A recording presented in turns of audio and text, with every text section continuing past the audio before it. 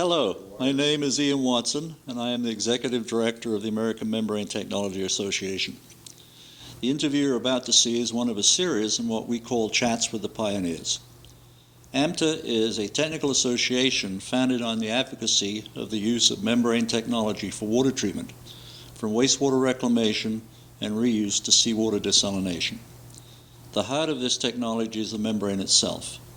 About 2.5 years ago, our board of directors decided that to preserve the history of the membrane and membrane system development, the association should make an effort to record these chats with those responsible for launching what is now a technology in common use throughout the world. AMTA's intent is to make these segments available on its website so that a new generation of engineers and scientists can understand the efforts of those pioneers who helped solve some of the problems of the water issues facing the world today. This afternoon, for our continuing series of Chats with the Pioneers, I'm very happy to have two gentlemen that I've known for a long time, both stalwarts in the industry. On my far right, Mr. Larry Pelegrin, and sitting next to me, Dr. Irving. Larry, if you would you start off and tell us a little bit about your background and your experience with DuPont and Permaceps in particular? Be glad to. Larry Pelegrin. I started with DuPont in 1966 at a nylon manufacturing plant in Chattanooga, Tennessee. And it took me 7 years to get out of there because I actually wanted to be in the business side of business.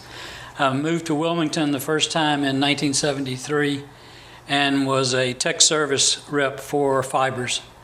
And then a couple of years later, I finally got into the sales side of the business, moved to Texas, was selling a DuPont film, then moved to Ohio, was selling another DuPont film, and moved back to Wilmington in 1980 in a small business. And then lo and behold, in 1981, Permacept found me. And the water started flowing through my veins, and it still does. So I was in Permacept from 1981 to 1990 when I actually took a, quote, early retirement from DuPont. So I was there almost 25 years, total 10 years or so in the water business in Permacept. I was first sales manager for North and South America, then global marketing manager, which was sales, and then quasi business manager called manager of the desalination industry the last 4 or 5 years. Thank you. Irving? Irving Mock. I joined DuPont in 1954. Got my 4 degrees out of Columbia, the last one being a PhD, chemical engineering. Joined DuPont, as I said, in 54, saw parts of the United States until 1978 when I wended my way into Permacept. Before that, I had exposure for research, manufacturing, venture manager for a product plant that was put into Houston, Texas. When I joined Permacept in 1954, I was the development and technical service manager. From there until 1996, when I retired, that title got moved around and changed, but it all was basically the same thing. In other words, basically I was managing the marketing technical service group. When I retired from DuPont in 96, I opened up my own consulting firm, again in water treatment, and I have been doing that since 96. Although I have to say at this stage of the game, the number of clients for consulting is down drastic. But then again, we're not subtracting years from my age. So I do enough to stay off the streets and enjoy life. Yeah, you took early retirement from DuPont, but you haven't retired. Ian, I haven't found out how to do that yet. So I'll tell you where it's been. I left DuPont, as I said, in 1990, and went to work with what was soon to be U.S. Filter. It was Illinois Water Treatment in Rockford, Illinois, which was part of the Alcoa Separations Group. There were 3 businesses in Alcoa. And I knew that it was going to be divested of. Little did I know it would be U.S. Filter. And I was part of the very beginning of U.S. Filter, which started at $30 million and ended up at $6 billion, as you know, being sold to the French company Vivendi. And from there I went to Hydronautics for 11 years, and then to Pump Engineering, which was bought by Energy Recovery, which Doug and I, for the first time, worked together for about 4 years. And now I'm with a ultraviolet light company called Neotech Aqua Solutions out of San Diego, California. Been there, surprisingly to me, over a year now. So I'm still working on retirement. So even though you started off in the film business and other branches of DuPont, you're a water treatment guy now. As I said, once water got in my veins in 1981, I haven't been able to get it out. Yeah, all these businesses I just described to you are in the water sector, with some similarity in terms of customer base and markets and so forth. And you started at Permaceps in what year? 81. 81. And Irv, you started? 78. 78. So Irv was already there when you arrived. So you worked Yes. together for how many years? Well, I was there, Since 90. yeah, since 81 to 78. 90. Yeah, 9 years. I mean, we both live here in Wilmington, so we see each other relatively frequently. Good, good. When you both arrived at Permacep, it was already a going concern. Well, You could say broadly it was a going concern. broadly, yes. And at that time, they had achieved some success, In brackish water. particularly in brackish water. In Yeah. brackish Yeah. water, the B9 was a successful product. The B10 product was commercialized in the middle of 76, and it was undergoing some relative problems, which hopefully was worked out through the course of the years. One of the early plants that I remember, and I forget the name of it, but Bill Andrews built it in Saudi Arabia. It was a relatively small plant, about 3 MGD, I think. Which one is this? I don't remember the name of it. Do you remember that one? I don't The remember. Polymetrics? No. I mean, there were a lot of Not a- plants in Saudi Arabia at that time. There was I forget their names, but there are a number of small plants, and Polymetrics and Water Services of America and Matito were primarily responsible for putting them in. A little bit later in the 80s, Alcatha came in, and then one of the smallest plants, though, of course, was at Yanbu, where the Saudis decided that they were going to build a port. And so they needed water to build the port, and the Polymetrics put in a plant, which was a very difficult plant because when they drilled for the water for that plant, instead of having the water coming in from the Red Sea, it flowed out to the Red Sea in the well. The net result is that the TDS for that plant was something like about 50,000. And that caused, instead of being about 41,000, and that caused Polymetrics and DuPont to figure out how they were going to cope, because they had to have the water if they were going to build the port. And solved the problem by greatly reducing the conversion recovery down to around 10%. And some of those early B10 plants, what kinds of recovery did you operate at? Good question. The original recovery was in the 20 to 25% range. It wasn't until in the early 80s that we started moving the recovery up in order to get the costs down. And one of the things that DuPont was extolling at the time was single pass conversion of seawater directly to drinking water, which meant that the recovery had to be in the 20-25% area. And over time, did the salt rejection of the B10 improve to the point where you could operate at higher recoveries? Oh yes, oh yes. The salt rejection of B10 started off at about 99%. And under competitive situations and the requirements of the client to get better quality water, the recovery moved up to around 98.5, 90, and then in the 90s actually got up to about 99.6. And how did you achieve that?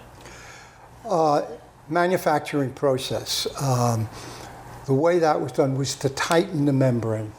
And you tighten the membrane in manufacturing. When the polymer is put through the extruder, it is then quenched in water. By raising the quench water temperature, the membrane became tighter, and of course the flow went down a little bit, but also the recovery went up. The salt passage became better. Yeah. Ian, let me comment, if I can, on your comment that when we started in the business was already developed in an ongoing enterprise, and that's the case. But from my perspective, coming in '81, yes, B9 was already commercialized, well established in the marketplace for brackish water, industrial and potable applications. And B10 was seawater, and as Irv said, the best seawater membrane in the industry, single pass in terms of process. But in the United States, for example, the largest market is industrial applications. And spiral wound membranes, when I got there, had already begun to take a strong hold on the industrial applications, primarily the high purity, such as electronics, pharmaceutical, and so forth. The membranes made by spiral manufacturers, there were numerous companies, and they were good products. So in the U.S., we really weren't competing.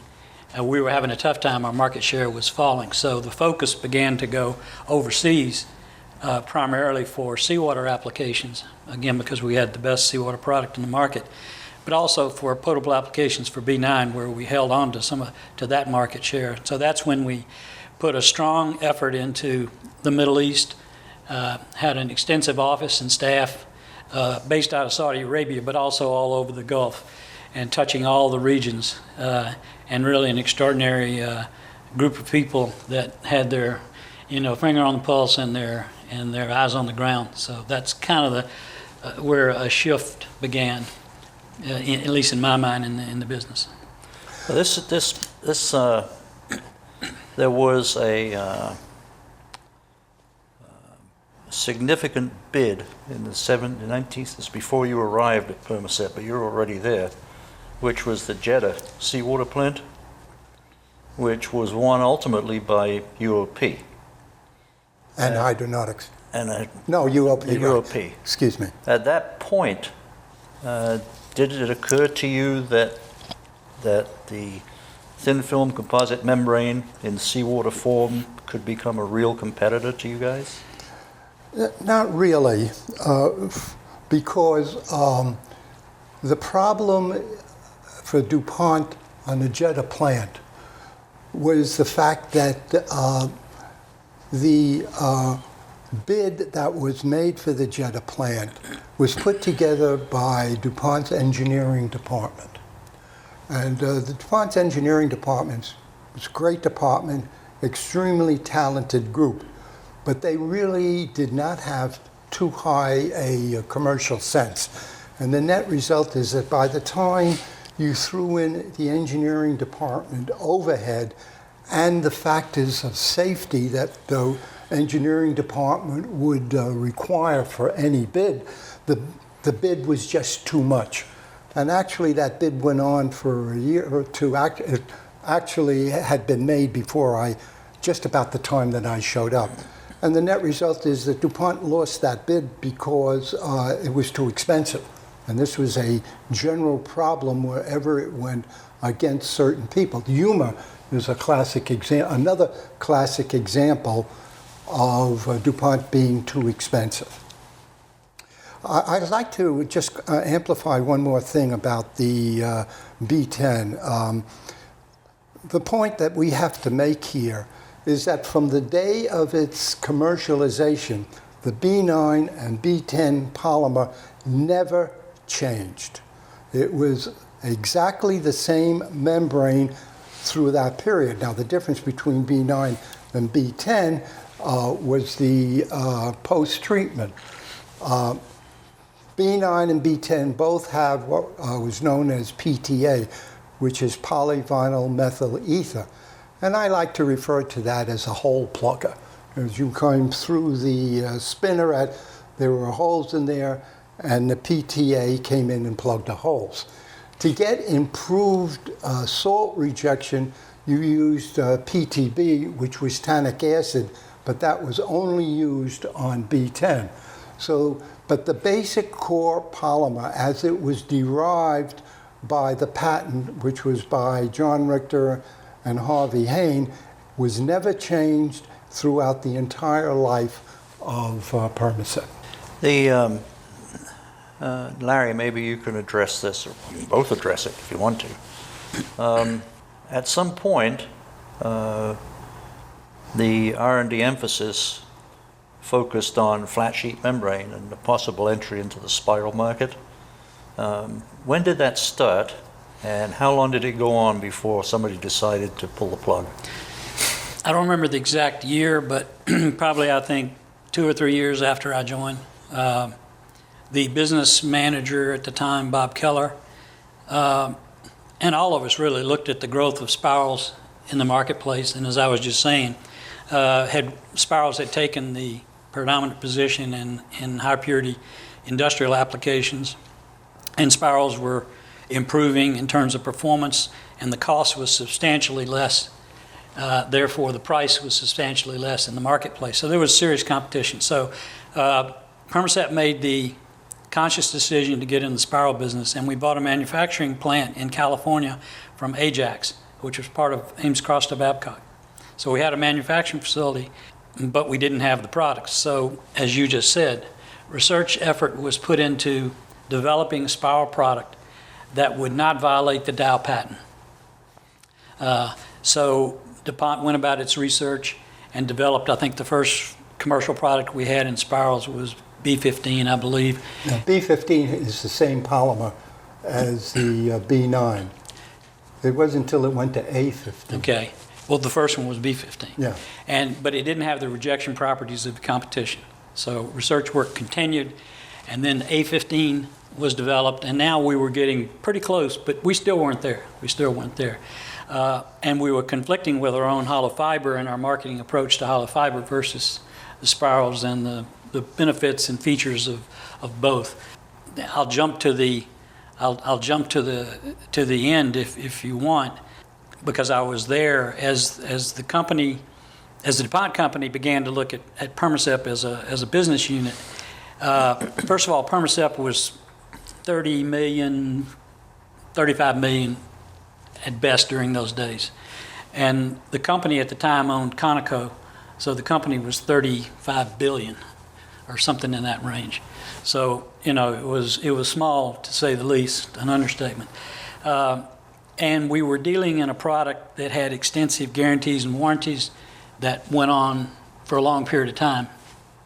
Not that we had serious warranty issues, but the liability, you had to recognize the liability was there. We were dealing in parts of the world that DuPont really didn't do a lot of business in. For example, the Middle East and the Gulf sector. So a lot of things we were doing were different than the normal standard DuPont business. And our numbers weren't big enough to really knock your socks off. So I remember we went through a study, and there were 3 alternatives to consider. One was continue to run the business the way it is. You've got the spiral, you've got the hollow fine fiber products, B9, B10, both improving, and now we've got a spiral product, A15, with some research going on for a seawater product in spirals. So continue as is and keep driving everything. Or just sell a business. Or the third was divest of the spiral technology and focus on the hollow fine fiber technology, kind of back to basics. And so that was the chosen strategy. And we sold the spiral business to Tricep. And I think even today, the research going on in the spiral business for seawater, our product was X20. X for experimental and 20 for who knows what.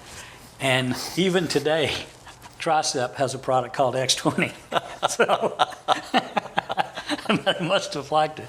But I remember working with Peter Knapp and in the final days of my Permacep career in that transaction and the purchase of the spiral business. And about that time, that's when I exited Stage Fright.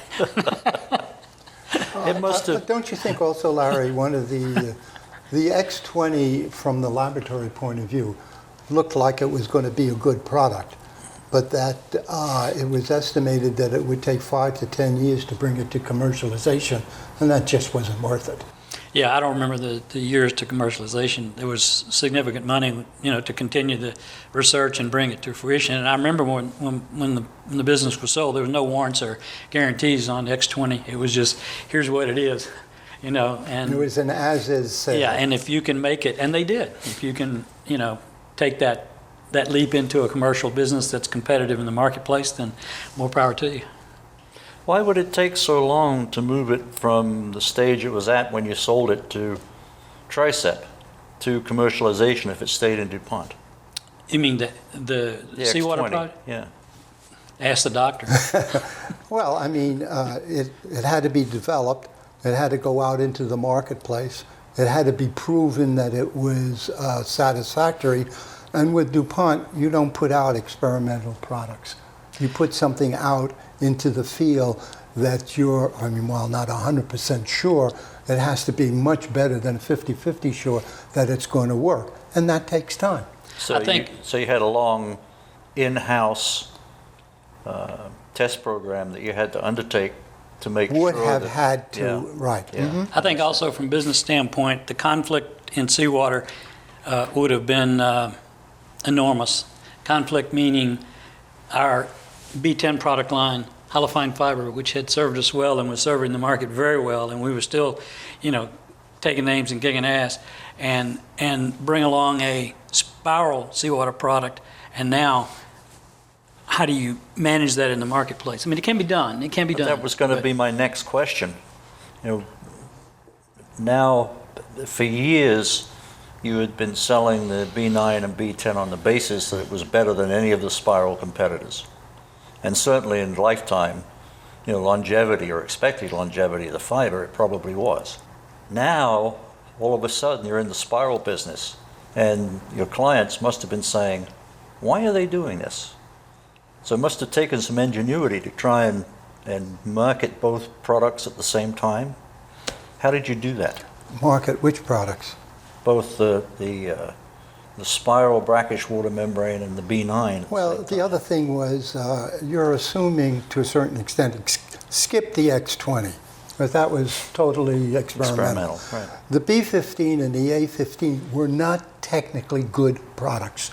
Their chlorine sensitivity was distinctly poorer than anything on the market. You started off with the B15, and that product hardly lasted because of the oxidative instability. And then the A15 came in, and A15 was better than the B15, but certainly did not match the Dow situation.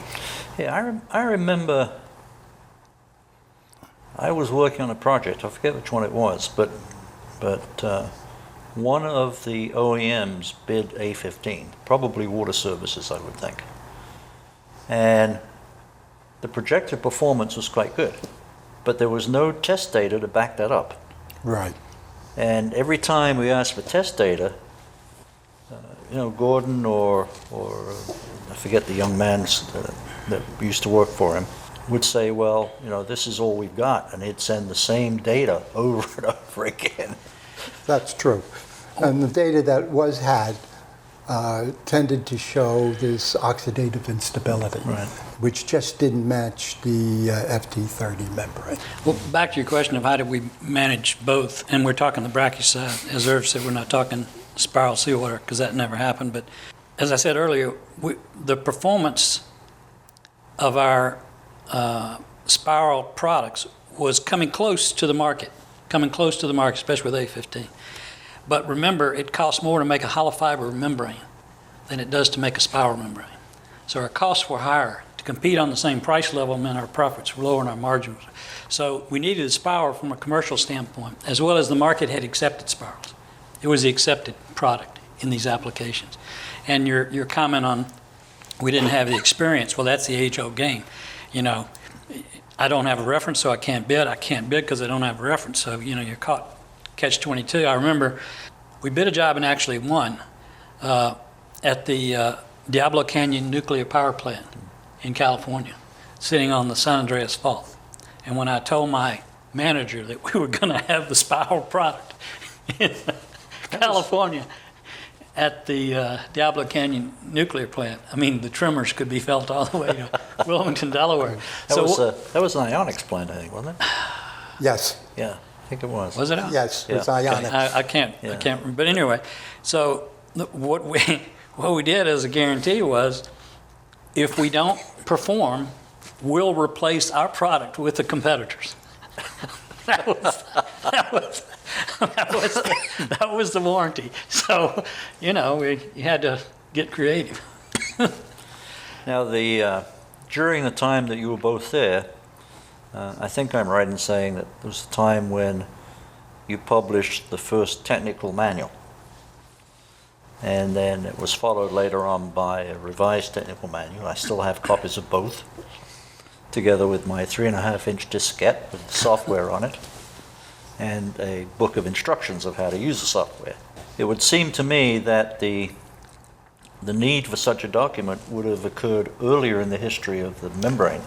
And why was that not published earlier? Because it was there, but it was unsatisfactory.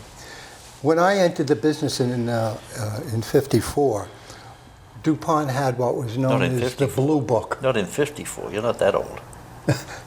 No, I'm sorry, 78, excuse me. I get my dates mixed up. When I entered the business in '78, Permacep had what was known as the Blue Book, okay, which was a conglomerate of a whole bunch of memoranda. The DuPont legal department, and at that time there was a warranty being issued, which was a 2-year warranty. The DuPont legal department took a look at what we had and said, not satisfactory, won't fly. If we get a lawsuit, we're dead in the water. You are not backed up sufficiently. And so the word came down from the legal department, do something. And in 1979, we started to write a comprehensive technical manual for RO. And that eventually evolved into what was known as the Technical Information Manual, the TIM. And the TIM was given only to licensees. The sales force looked at it and said, gee, this is a great manual, but it's not satisfactory. From our point of view, we need something that we can hand, generally speaking, to the customer. And from that, in 1981, evolved what is known as the PEM, the Permacep Engineering Manual, which is a slightly watered down version of the TIM. The TIM was a more detailed technical one because that went to the licensees. And then, of course, in the course of time, the technology evolved, and so about 1984, 85, 86, the PEM was updated to reflect the new technology, and the TIM was never revised because it wasn't necessary. It was a redundant technical manual. The legal department, which does a lot of things in DuPont, blessed the TIM and the PEM. So that was the basis. So if you look at the DuPont warranty, it refers to the technical manual. Now, the PEM contains which, for us on the consulting side at that time was a very valuable document. Yes, it was. Contains a lot of basic information about how to do stuff, a lot of which is still in common use today in the industry, like SDI and that kind of thing. How did you come up with those kinds of procedures? The need for it in the industry. I mean, remember, this was a brand new industry. There was and its competitor, of course, were the thermal evaporative processes. And we as a business group, decided that there was a need to create credibility for the technology. And also, as I just said, to back up the warranty. And so all the things that we were recommending to the people in order to establish that RO was a credible technology is the basis for doing that. And another very important aspect of establishing credibility was DuPont's involvement in the American Society of Testing and Materials, the ASTM. DuPont headed up, actually, it isn't that DuPont, of course, it's an individual, Lynn Applegate, headed up and was chair of the ASTM committee on RO. And through his leadership on that, a lot of the things that we put into the PEM and so forth were documented, passed the ASTM, and became standards for the industry. Lynn, as you from the previous discussions, retired or got transferred out of Permacep, and I have succeeded in heading up this particular ASTM group. And the whole purpose of the group, as far as we were concerned, was to establish that this technology had credibility. Because without credibility, you couldn't go to the Ministry of Water and Power and say, here it is. They needed credibility in order to do it. And this was one of the mechanisms for doing that. And also, if you look at it, for example, if you look at a lot of the contracts that have been developed in water, you will see one of the standards, which is the normalization process for normalizing the flow. That particular normalization process is the DuPont standard, which was adopted by the ASTM. And the SDI, the Stiffen-Davis, the copper, the calcium sulfate, SDI, and a whole bunch of other technical things were used as individual standards for the ASTM. Yeah. But also at the end of it, DuPont wanted the technology to perform and to succeed and do the job that it was being marketed to do. So these standards, these indices, Irv and the team developed them internally and then transferred them to the customer so that they had the information and the ability to operate the plant properly. Because if it doesn't, then the whole thing caves in. And so it was very much self-interest as well as the technology to being developed itself, that you hand the customer, here are the tools to do it right. So that's part of it. Part of your activities as global as they were took place in the Middle East, and there were some, those of us who have been there all have a story or two to tell. Is there anything particularly you remember about trying to do business in the Middle East? There's probably a ton of them, but I'll bring a name into the discussion that hadn't been brought up before, a guy named Samir Dabas. Dr. Dabas was the head of the Middle East team. He lived in Riyadh with his family for years, and he and somewhat with my help, we recruited a team of people to cover the Middle East, and it was done very well. And our position in the Middle East and our share in the Middle East can continue to grow. I'll tell one funny story though. Samir and I were in a government office in Abu Dhabi in the waiting room, the ante room, and you've all been there. And it's about 3 times this size and twice as long. And with a few couches on the side, and we're waiting to see this deputy minister, and we're in there, I don't know, 30 minutes, and nothing's happening. Nobody else is around. There's one male secretary sitting at the other end of the desk. He's kind of the gatekeeper. So we're waiting and waiting and waiting and waiting and waiting.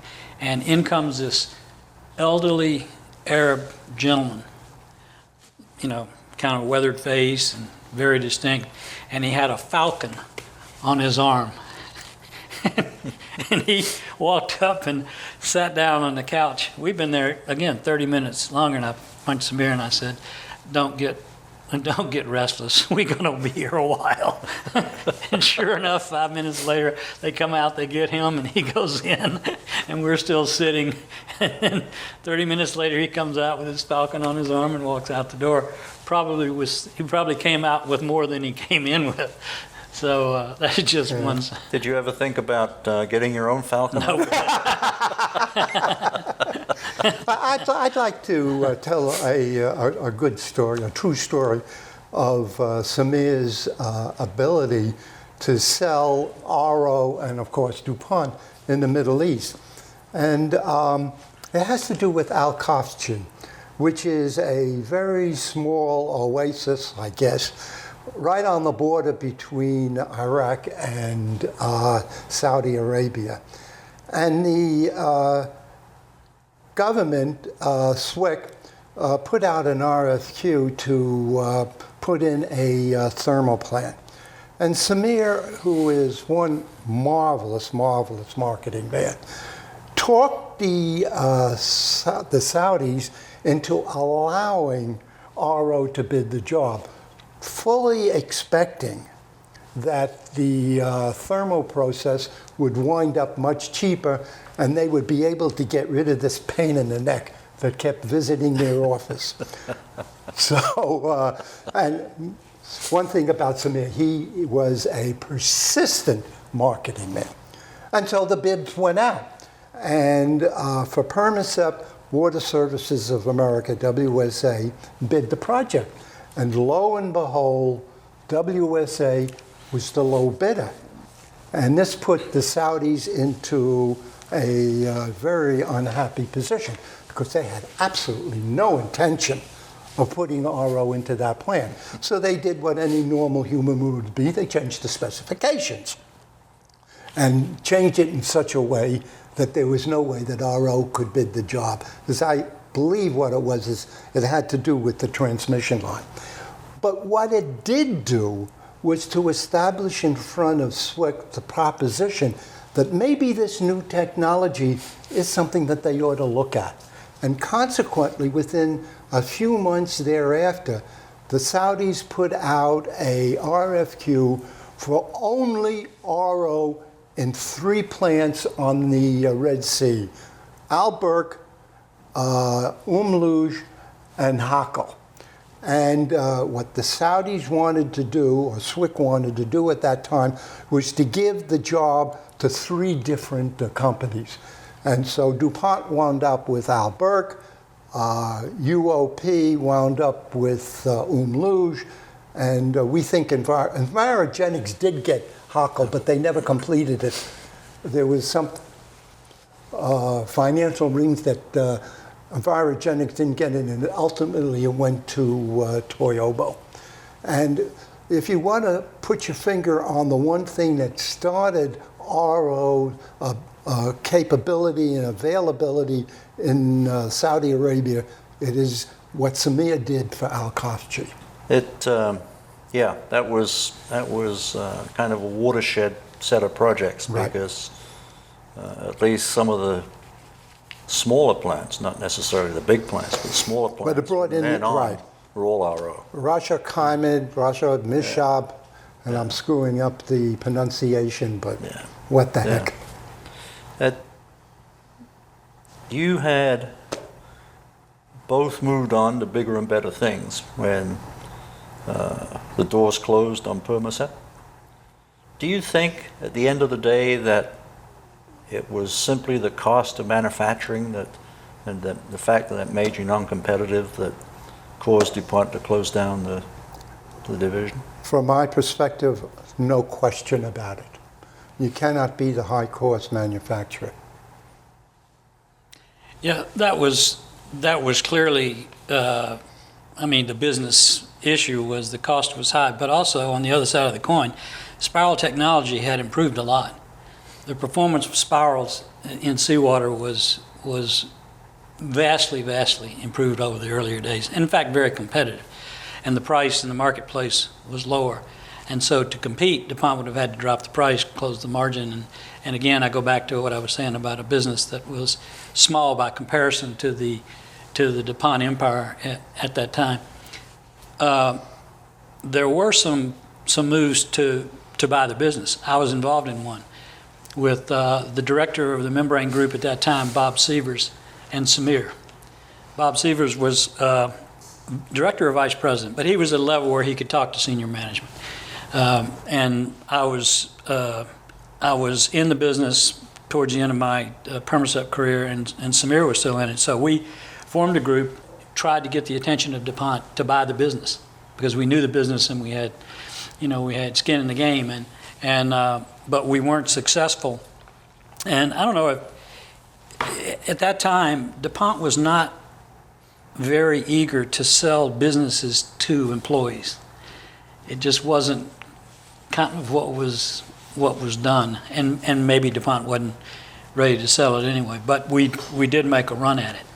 Years later, I left in '90. This is now in my hydronautics days in 2000. I think someone in an earlier interview said they made the last permeators in 2002 or something. But in hydronautics, we talked to DuPont about quasi buying the business, but because the central technology, the hollow fine fiber, was made in Waynesboro, Virginia, in a plant in a semi-works in the middle of a huge manufacturing facility that made Nomex, which was a key DuPont technology.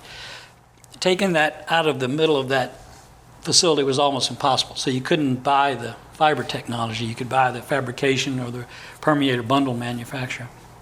So we kind of pushed that aside, and then I wanted to buy the existing plants. I wanted to take over all the warranty obligations, all the installed plants out and around the world, and sell replacement permeators where they were needed, but more importantly, transition to spiral technology. But that didn't fly either. So, and the business was just slowly, kind of let to fall down. I really think the problem in selling the business was the fiber technology was in a different location in the middle of a huge manufacturing facility, and to carve it out or put a fence around it and put a road into it, it too work. complicated. Yeah. Too complicated. Yeah.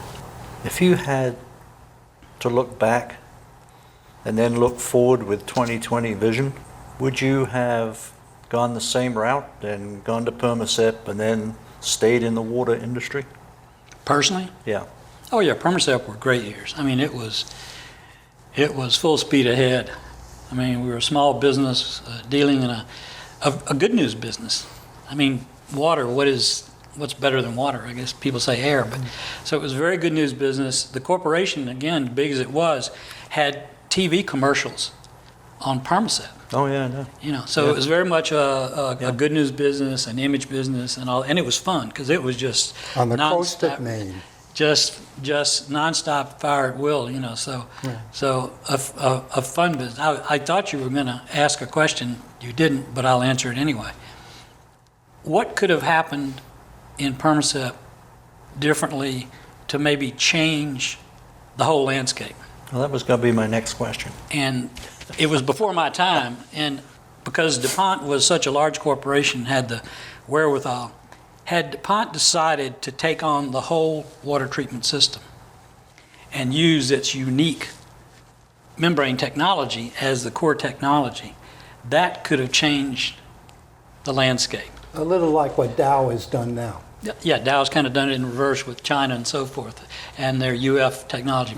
But that would have led the industry a whole different way, and it would have only allowed big players and people that could mass all the resources necessary. You didn't have to own them all; you had to buy them and bring them in. But had DuPont decided that would be the business structure, or that would be the business model, as opposed to just taking technology and selling it to a group of companies who would then integrate it into water treatment systems. That would have been a game changer.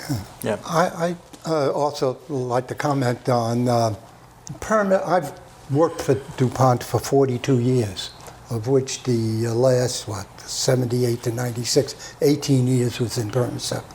And in the course of those 42 years, I was associated with a half a dozen or more different businesses, but nothing like Permacept.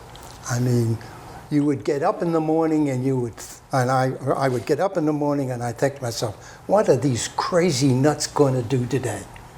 And that's what it was. I mean, it was an exciting, innovative, creative business venture, and if I had to do it all over again, do the same thing. I mean, it was excitement from the day go. Good. It was a great business experience because you were a unique standalone business unit in DuPont, and there was a lot of autonomy given, a lot of risk taking, huge wins and losses that killed you. But it brought kind of the best out of people, and I guess one example of that is if you look at some of the graduates of Permacept in the DuPont company. Well, the first one I would mention is a guy named Tom Connolly, who is an executive VP in DuPont on the chairman's group. He's the innovation officer of DuPont. That's his. Remember, we're dealing with a very small business here. Mm-hmm. So he came through Permacept and now is at the top of the DuPont Number 2. heap in terms of talent. Another VP in DuPont is a guy named Tim McCann, who came through Permacept. Another is Bill Weber. And we hired both of them at his college. They were not DuPont transfers. And then a guy who's an executive VP in Conoco, Fareed Salam. We hired him again. Samir and I hired him in Geneva. And he's now an executive VP in Conoco in Abu Dhabi. Remember, DuPont owned Conoco at one point. Right. So there were an awful lot of training ground. So it was careers. a proving ground. An awful lot of highly creative people. I mean, today you've spoken to 3 people who were and managers in marketing in Permacept. Myself, Larry, Dan Anderson, and we're all saying the same thing. We'll do it all over again. Yeah. Because it's an exciting business. It was an exciting business. It's just unfortunate that the manufacturing price tag was a little on the high side, but that was the way the cookie crumbled. But you left a mark on the industry, no question about it. Yeah, I'd like if I may take just a moment or two, I'd like to record for posterity the impact, technical impact, because that's my bag, the technical impact of DuPont on the industry. And I have a little piece of paper here. The first is the Stiffen-Davis saturation index, which tells you whether you're going to precipitate or not precipitate calcium carbonate in seawater. Before the Stiffen-Davis, everybody was using the Langelier saturation index. The Middle East people came back and told us that you got to do something because we'll never sell RO, we'll never fly because it uses too much acid. We got to do something about it. Well, today we spoke to Jack Strantz, and Jack Strantz was in the book, and Jack is responsible he was given the assignment, do something about cutting down the acid consumption, and he did. He went to the literature, ran some laboratory studies, came up with the Stiffen-Davis saturation index. The thing that's fascinating to me at this point is that people think that the Stiffen-Davis saturation index is it. That's the only way to cut down the acid. Well, the answer is it isn't. Because after Jack did his study, he came back to me and he said, here are 3, 4 different saturation index, which is used by the oil industry to control the Stiffen Davis. And so we sat down and chatted it over, and we decided, well, the one that would be the least controversial, we thought, would be the Stiffen Davis, because that would cut out 90% of the acid. There are ones in there that would cut out more, but we chose the Stiffen Davis. So it's not all that theoretical. The SDI, Lynn Applegate, who we spoke to today, is primarily responsible for, he didn't invent the SDI, he was a function in it, but he was able to sell it as the criteria for determining fouling within the RO membrane. And that's Lynn Applegate's contribution. DuPont has a toxicological laboratory, Haskell. They came to us one day and said, you know, you guys are using formaldehyde. That's a no-no. It's a carcinogenic compound. You need to do something about it. And so they recommended to us, why don't you use sodium bisulfite, which is what we were using anyhow, but everybody in the world was using formaldehyde. And so we said, hey, you know, carcinogens, we cannot have too big a lawsuit. So we went around the world and we converted the world to getting rid of formaldehyde. I've already mentioned to you the normalization, which appears in many contracts, and the ASTM. Energy recovery. The Middle East came to us and said, you guys got to do something about the energy, because if you don't cut down the amount of energy, there's going to be no business. And so we had one of the people in our group who was a mechanical engineer. This was his bag. What can we do about energy recovery? Well, he didn't invent energy recovery. What he did is he surveyed the field and came back and said, this is what we need. There are a lot of energy recovery units out there that are taking water over the Rocky Mountains. And so he put together a presentation and played the good fairy and went around the world, particularly in the Middle East, selling energy recovery. This didn't mean that energy recovery wasn't being used. I mean, it was being used on occasion by Polymetrics and on occasion in Key West, but they didn't sell it. They were strictly to themselves. But in DuPont, we felt that this was an industry problem. If we were going to make RO a feature in the industry, this is what we had to do. And I think the last thing I want to mention is the guarantee. This is a fascinating story, and Larry's going to have to pick this one up. When I entered the business, the guarantee was 2 years.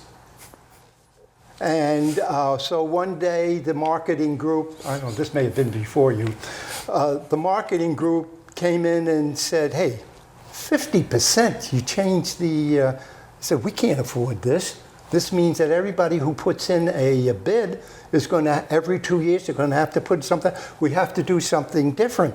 And we have to, and so the marketing manager at that time said, okay, let's make it 3 years.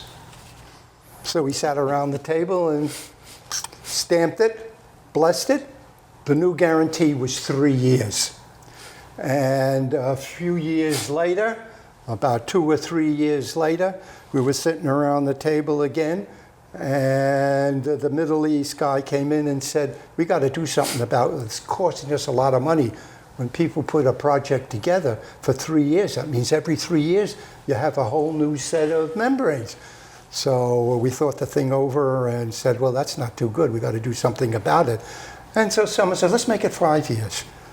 And we thought about it a little bit, and then somebody said, oh, the competitors aren't going to like 5 years because they're going to have to put in liability for 5 years, even though they may not pay it.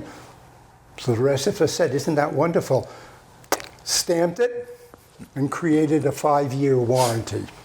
Today, It's 5 years. We also bid a couple of projects where we took the warranty. This is all emanating from DuPont's basic desire to make the industry whole and, of course, to make money for DuPont. Would you like to make a closing statement, Larry? Sure. I guess from the standpoint of Permasep and DuPont, I would like to believe that the efforts of Permasep kind of paved the way for RO as a technology, particularly in the seawater side, and that even though it faded into the sunset while others are still out there, it had a role to play in developing this technology for the good of mankind and for developing water sources where they didn't exist, which is primarily on the seawater side. So I think, and it was a fun business to be a part of. Irv? Well, I second what Larry said. The thing about water treatment and DuPont is that it's what Larry said. You're doing something for the world. And I'd like to believe that purifying the water so the people in the world have something to drink without getting dysentery, that's the way to go. Yeah. Thanks very much. Appreciate it. Thank you. Thank you. It's been a pleasure. Thanks to AMTA. You guys are doing a good thing.